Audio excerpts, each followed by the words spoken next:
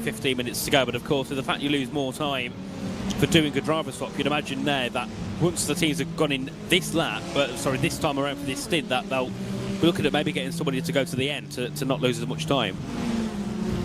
Yes, so it's all about trying to work out who do you want to end the stint, and for some teams there will be locked in on what they have to do. We take a look here at some VR out there for L1 Racing here, and the Canadian Dustin Dawes, who is working on through. Gotta love a bit of VR out there racing and running here. You've got the lovely gloves there. I believe those are Sudspeed gloves there as he hits the brakes and tries to abandon the chicane. Immediately jumps through, has to serve the slowdown and get back up to speed.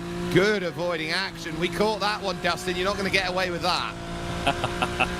Oh dear me, but then again, that chicane there, the first chicane, it's a horrible one. It doesn't look it, but the speed you're carrying down into it and how sharp it is, it's a really tricky chicane. The same as this one here as well, the second chicane along the Mulsanne Straight. We can see Dustin heading down to it now. There's a couple of cars ahead of him that he'll have to dispatch at some point. There's an LMP2. This goes a little bit deep, has to get the car cursed through, and of course, another thing you don't want to do is hit the curbs at the wrong angle, because that is a killer if you get them wrong. Especially with the speed that you carry into the braking zone, a curb can easily smash you around, and with the walls being quite close, can become a total pit lane situation. Very much can do. 3 in a line then into Mulsanne corner. This is where it's all going to jump up. 4 in a line even. Oh, and there's a tag. Ooh. They've been tagged from behind. That was Amy Nyogi from Broken Eggs, who has got into the rear there, and Dustin Dawes has been turned going through. Now, how much damage is there? Keep an eye on that direct drive steering column there, and whether there's going to be any real misalignment from it. It looks okay. It does, and do you know what I like as well? It's got the keyboard on the wall. I've never seen that before. That is actually a really cool idea.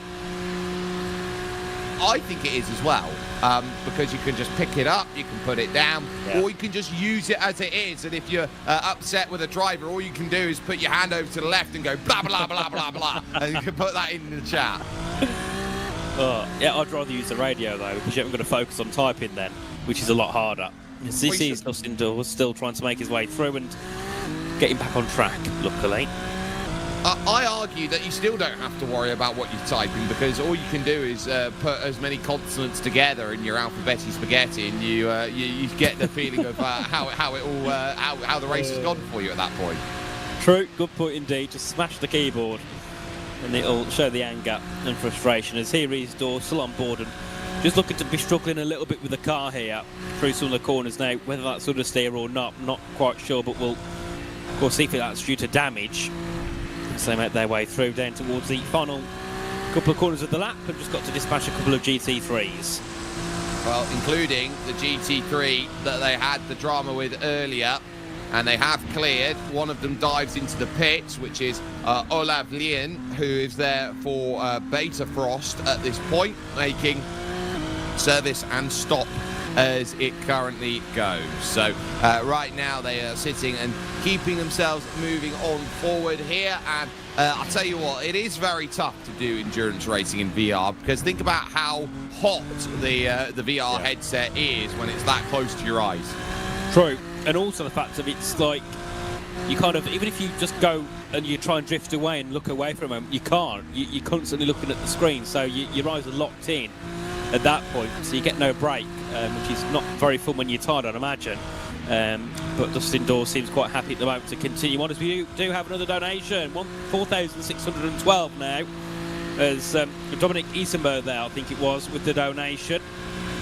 A nice few euros, 15 I think it was, and now it takes us over 4,600, so not far away now from hitting our goal.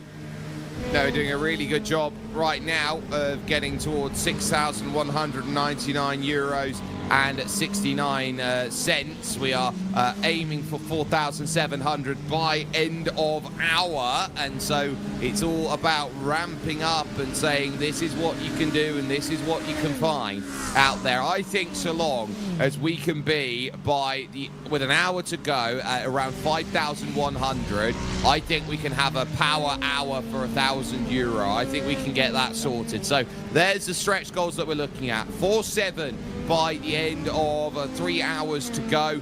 By 1 hour to go, we've got to be up at 5,100, and to try and reach 6,100, that final hour is going to be a power hour with us here on Racebot TV. But for this moment in time, 2.5 minutes, the gap at the front of Hypercar, a lap in LMP2 and 4 in GT3. But with the tag that happened there for the likes of Broken Eggs Cooking, I'll tell you which team it will benefit the most. It will benefit Onid XT SRC. They'll be very happy out there, but they'll be closing on in. And that is pretty good work for the 999, with ONID standing for, oh no, I died. XTSRC at the end. Doing a great job so far in third. 2 minutes behind second, but definitely possible, as that's a send and a half, and that's 2 cars off the road. That was never going to end well, was it? No, that was very, very bold. In towards Indianapolis corner. Wasn't he making the move?